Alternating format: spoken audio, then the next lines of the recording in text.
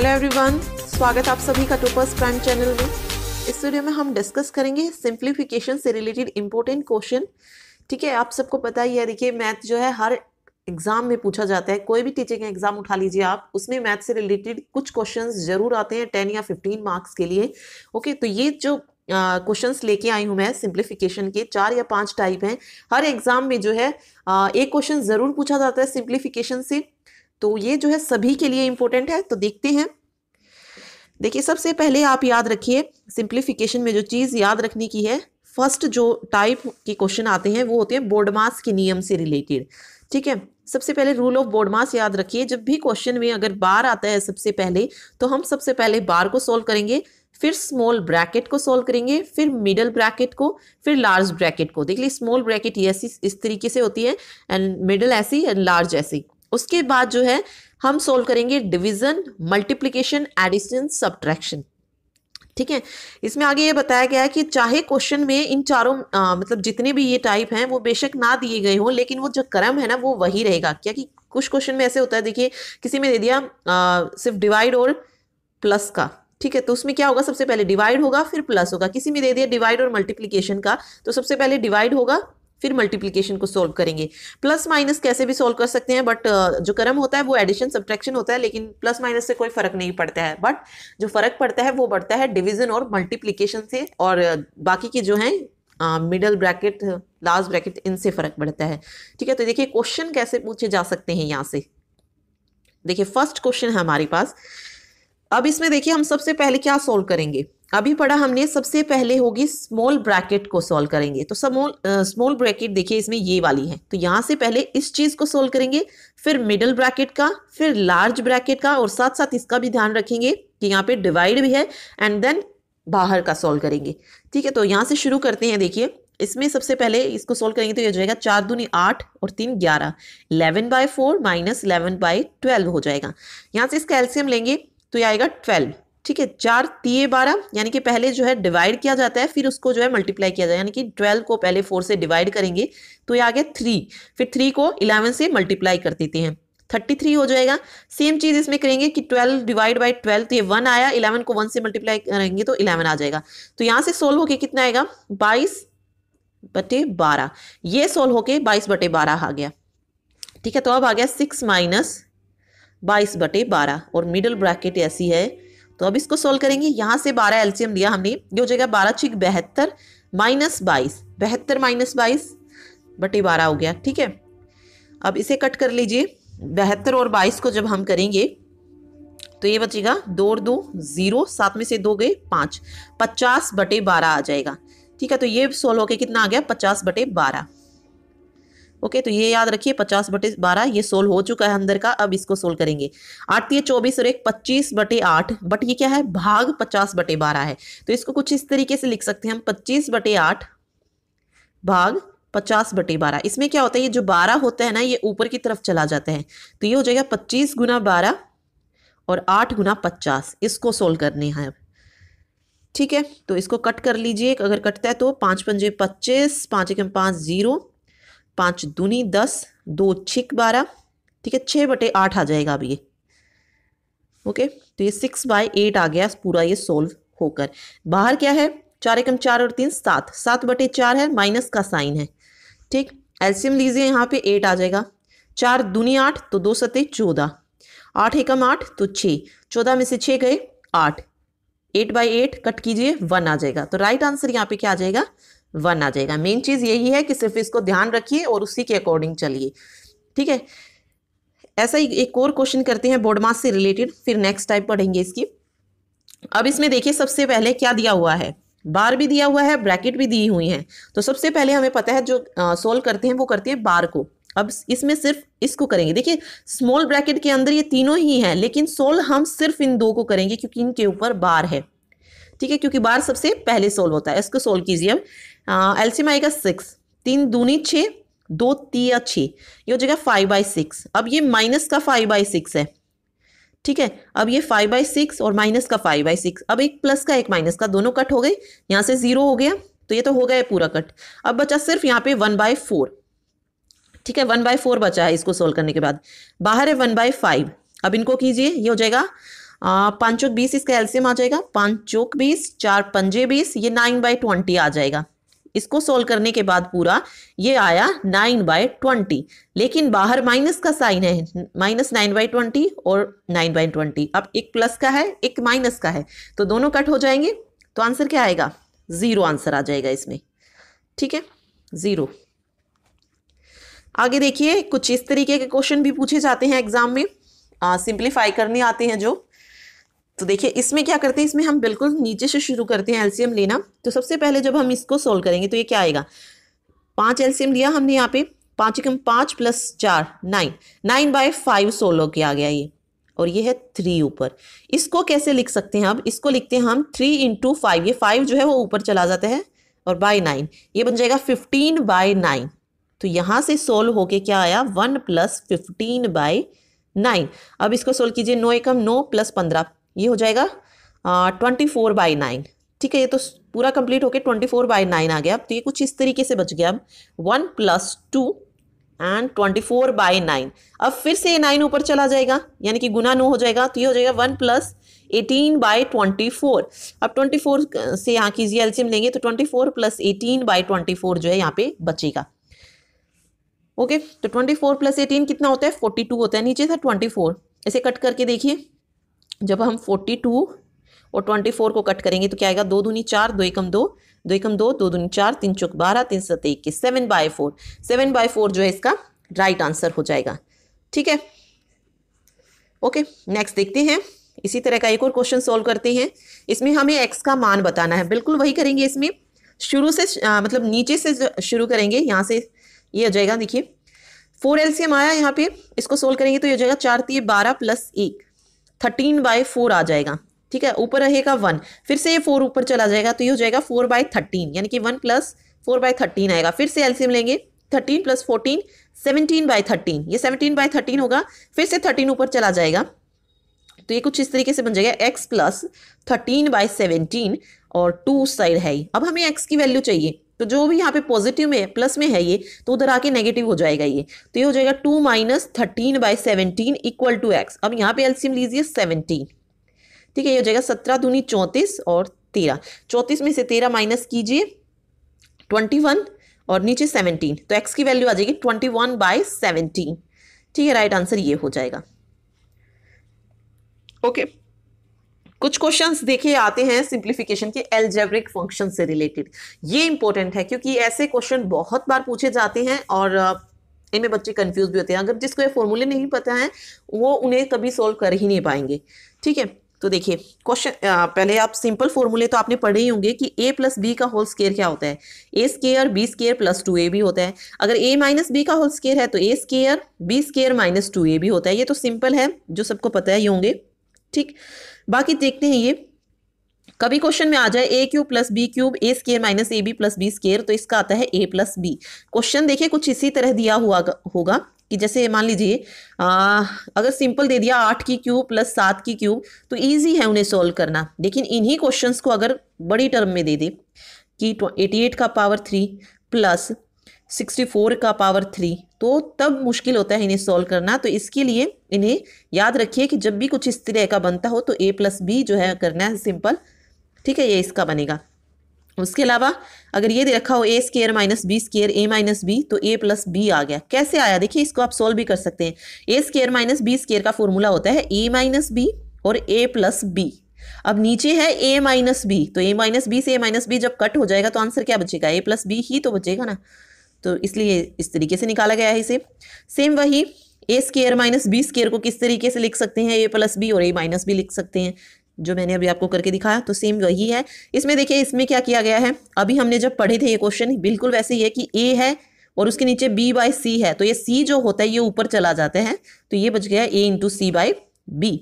ठीक, लास्ट में देखिए इसमें क्या किया गया है, इसमें तीनों में जो है भाग दिया हुआ था। ऐसा क्वेश्चन भी जो है आई थिंक CTET हुआ था, HTET, उसमें पूछा गया था। तो इसका तरह का जब क्वेश्चन बनता है तो ये बनेगा a/b था, और इसके नीचे सबसे पहले c/d आएगा, तो ये हो जाएगा यहाँ से a × d, क्योंकि d ऊपर चला जाएगा, और b × c हो जाएगा। फिर इन पूरे के नीचे e/f आएगा, इसमें f ऊपर चला जाएगा और e नीचे रह जाएगा, तो ये कुछ इस तरीके से आया है। ठीक है, तो ये जरूर याद रखिए फॉर्मूला। अब देखिए सबसे पहले इसी पे बेस्ड एक देखते हैं। अब इसमें एक चीज़ और याद रखिए, यहाँ पे a cube plus B cube दिया था, जब यहाँ पे प्लस आएगा तो आंसर जो आएगा ना a प्लस बी होगा। अगर यहाँ पे आ जाए a cube minus B cube, ठीक है, प्लस की जगह अगर यहाँ पे माइनस होता और नीचे A square plus A B plus B square होता, मतलब नीचे वाले सारे प्लस के होते, तो आंसर आएगा यहाँ पे a माइनस बी। ठीक है, ये थोड़ा सा चेंज है बस इसमें। अब देखिए सबसे पहले इसी एग्जाम्पल पे बेस देखते हैं कैसे क्वेश्चन आ सकता है। इस वाले में देखिए, अब देखिए अगर हम 0.53 की पावर 3 करने लगे तो सारा टाइम इसी में चला जाएगा, उसके बाद भी आंसर निकले ना निकले कोई गारंटी नहीं है। तो इसमें क्या करना है, इसको मान के चलिए, ये देखिए किसकी पावर है, a मान लिया हमने, a की पावर क्यूब है प्लस b की पावर क्यूब है। नीचे देखिए a का स्क्वायर दिया गया है माइनस, ये देखिए ये कैसे आएगा, जब हम 0.53 को 0.47 से मल्टीप्लाई करेंगे तो यही आएगा, तो माइनस ए बी है ये और प्लस बी स्क्वायर है। तो कुछ इस तरह का बन गया ये वो, तो उसका आंसर क्या था, सिंपल a प्लस बी था। तो राइट आंसर ऐसे ही निकल जाएगा कि a में b जोड़ देंगे तो राइट आंसर आ जाएगा हमारे पास। अब a हमें पता है 0.53 है, b हमें पता है 0.47 है, तो इनको ऐड कर दीजिए, 7 और 3 10 की 0, 1 5 और 4 9 और 1 10, 0.1, तो 1 जो है इसका राइट आंसर निकल जाएगा। ठीक है, आगे देखते हैं। ये देखिए इसमें क्या करना है, अब देखिए इसमें 12.8 गुना 12 मतलब हमने 12.8 को a मान लिया, अब ये हो जाएगा a स्क्वायर, इसको छोड़ देते हैं, लास्ट में देखते हैं ये क्या है, b मान लिया हमने, ये b स्क्वायर है। ये देखिए 2 आ गया और a की वैल्यू दे रखी है इसमें और b की वैल्यू दे रखी है। अब ये देखिए ये किसका फॉर्मूला होता है, a square plus b square minus 2ab किसका होता है, a माइनस b का होल स्क्वायर का फॉर्मूला आता है। अब a की वैल्यू हमें पता है 12.8 है, b की वैल्यू पता है 2.8 है और उसका होल स्क्वायर कर दीजिए। तो 12.8 में से जब 2.8 घटाएंगे तो 10 आएगा, 10 का स्क्वायर कितना होता है, 100 होता है, तो राइट आंसर क्या हो जाएगा यहाँ पे 100 हो जाएगा। ठीक है, और लेकिन आप इसे सिंपल करेंगे कि 12.8 को पहले 12.8 से गुना करेंगे, फिर 2.8 को 2.8 से गुना करेंगे, तो बहुत टाइम लगेगा। उसके अलावा आंसर तब भी सही निकले या नहीं निकले उसका पता नहीं। ठीक है, तो इस तरीके से कीजिए, फॉर्मूला याद करनी है सिर्फ 2 या 3 और राइट आंसर आपके हाथ में होगा। नेक्स्ट देखते हैं। नेक्स्ट देखिए हमने अब ये a प्लस बी वाला पढ़ा था, जब ऊपर a cube plus B cube दिया था तो a प्लस बी फॉर्मूला बन गया। अब इसमें थोड़ा सा चेंज है, इसमें कर दिया अब a cube minus B cube. ठीक है, और नीचे कर दिया a square plus A B plus B square. अब इसमें क्या था, जब ऊपर माइनस दिया हो तो फॉर्मूला भी क्या बनेगा, a माइनस बी का बनेगा। ठीक है, तो ये हो जाएगा 0.89 में से सिंपल 0.64 को माइनस कर दीजिए, राइट आंसर निकल जाएगा। 9 में से 4 गए 5, 8 में से 6 गए 2, तो 0.25 जो है यहाँ पे राइट आंसर होगा। ठीक है, अब देखते हैं नेक्स्ट टाइप की, कुछ इस तरीके के क्वेश्चन भी आते हैं। ये देखिए, किसी संख्या का 1/3 भाग यदि 75 है तो निम्न में से कौन सा हिस्सा उसका 45 है। अब देखिए जब भी किसी संख्या का बोले तो x मान लीजिए, उसका 1/3 यानी कि गुना 1/3 हो जाएगा, भाग 75 है तो इक्वल 75 लिख दीजिए। अब कौन सा हिस्सा 45 है, उसके लिए हमें पहले x की वैल्यू पता होनी चाहिए कि हमारे पास वो संख्या क्या है। तो देखिए अब यहाँ पे ये देखिए, यहाँ पे ये किस में है, मल्टीप्लाई में है, तो इधर आके क्या हो जाएगा, डिवाइड में आ जाएगा, तो ये हो जाएगा 75/3, नहीं वेट एक मिनट, x गुना 1/3 इक्वल टू 75। इसमें जो मल्टीप्लाई में है इस तरफ वो तो वहाँ डिवाइड में जाएगा, और जो डिवाइड में है वो मल्टीप्लाई में, तो ये 75 × 1 और 3 ऊपर चला जाएगा। तो वैल्यू क्या आएगी, 3 पंचे 15, 1 3 7 21 और 1 22, 225। वो संख्या हमारे पास कितनी आ गई, 225 आ गई। अब इसने पूछा उसका कौन सा हिस्सा 45 है, तो अब हमें 225 का कौन सा हिस्सा, यानी कि क्वेश्चन मार्क लगा लीजिए, 45 है।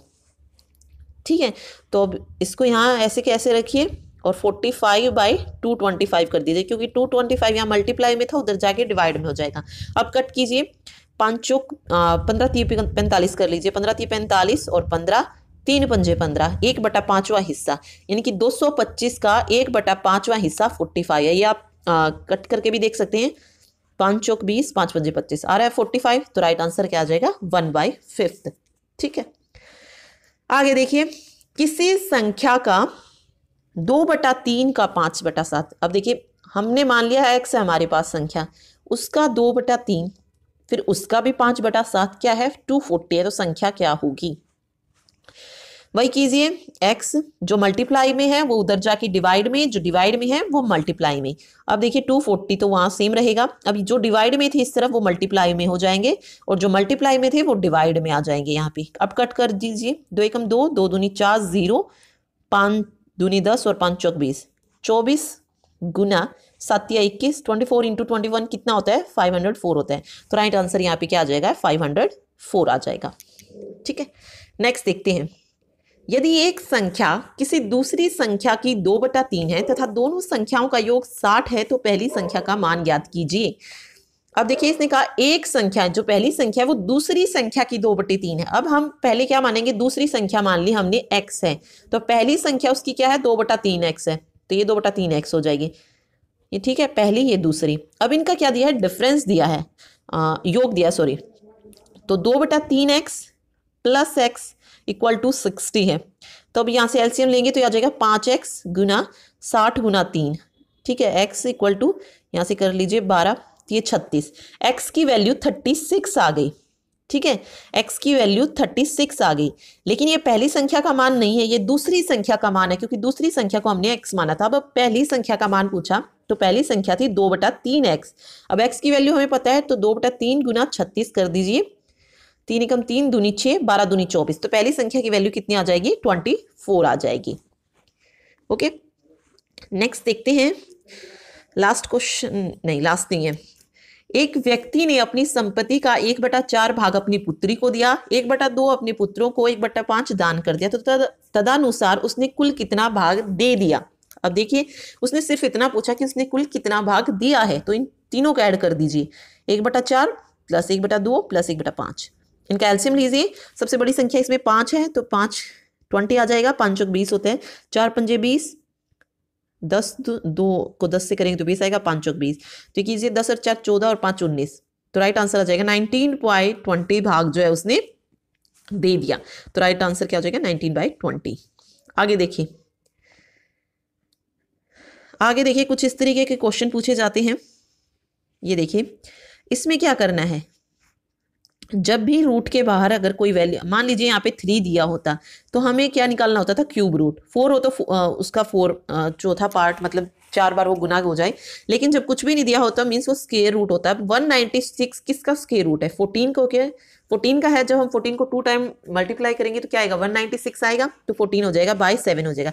ऐसे ही 441 किसका है 21 का है, 21/7 हो जाएगा 120, और 225 किसका है 15 का है। यहाँ से कट कर लीजिए, 7 दूनी 14, 7 तिया 21, ठीक है, 5 तिया 15, 5 दूनी 10, 5 चौक 20, 3 8 24, इसे सोल्व कर लीजिए, 8 3 24 दूनी 48, 48 जो है राइट आंसर आ जाएगा यहाँ पे।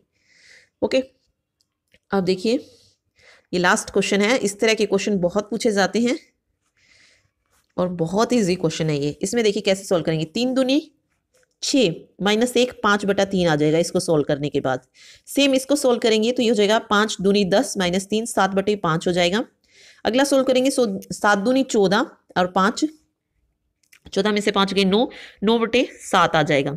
इसको सेम करेंगे तो लास्ट में जो सोल्व होके आएगा 919 को, ये हो जाएगा 1001/999। ठीक है, तो अब यहाँ से राइट आंसर कैसे निकालेंगे। अब वहां तक तो एलसीएम ले नहीं सकते क्योंकि बीच की सारी संख्याएं याद करनी पड़ेगी, वो बहुत बड़ा हो जाएगा। इसमें देखिए सिंपल क्या किया गया, 5 से 5 कट हो जाएगा क्योंकि मल्टीप्लाई में है तो कट सकते हैं, 7 से 7 कट जाएगा, 9 से 9 कट जाएगा, आगे 11 आएगा तो 11 से 11 कट जाएगा, तो ऊपर वाली सारी कट गई, लेकिन 3 किसी से भी नहीं कटा है तो नीचे तो आंसर 3 ही आएगा। ऊपर देखिए अब धीरे धीरे जब जाएगा, देखिए 7 यहाँ था तो कट हो रहा है, इससे पहले 999 भी आएगा ऊपर कहीं ना कहीं, तो 999 से 999 भी कट करेगा। 1001 तब कटता जब 1001 से आगे एक और वैल्यू होती यहाँ पर, तभी 1001 कट हो पाता। अब नहीं है तो राइट आंसर यही हो जाएगा क्योंकि ये कट नहीं होगा, तो राइट आंसर क्या आएगा 1001/3। ठीक है, तो राइट आंसर ये होगा। ऐसे क्वेश्चन बहुत पूछे जाते हैं एग्जाम में, और सब स्पेशली अगर टीचिंग एग्जाम की बात करें तो उसमें तो ऐसे क्वेश्चन जरूर आते हैं। इसके अलावा इसमें एक टाइप और आता है सिंप्लीफिकेशन में, वो आता है इंडाइसिस एंड सर्ड्स का। जिसमें पावर में दिए होते हैं और फिर एक्स की वैल्यू पूछते हैं, ये हम करा चुके हैं। ये आपको वीडियो के लास्ट में मिल जाएगा, इंडाइसिस एंड सर्च की जो हमने वीडियो डाल रखी है वो आप ज़रूर देखिए, वो भी सिंप्लीफिकेशन में ही है। और हरियाणा के जो एग्जाम होते हैं उसमें तो स्पेशली इंडाइसिस एंड सर्च से रिलेटेड क्वेश्चन ज़रूर पूछा जाता है, ठीक है। इसके अलावा आपको वीडियो पसंद आई हो, और अगर पसंद आई हो अगर हमारी वीडियो, तो प्लीज़ वीडियो को लाइक करना ना भूलें। Thank you so much.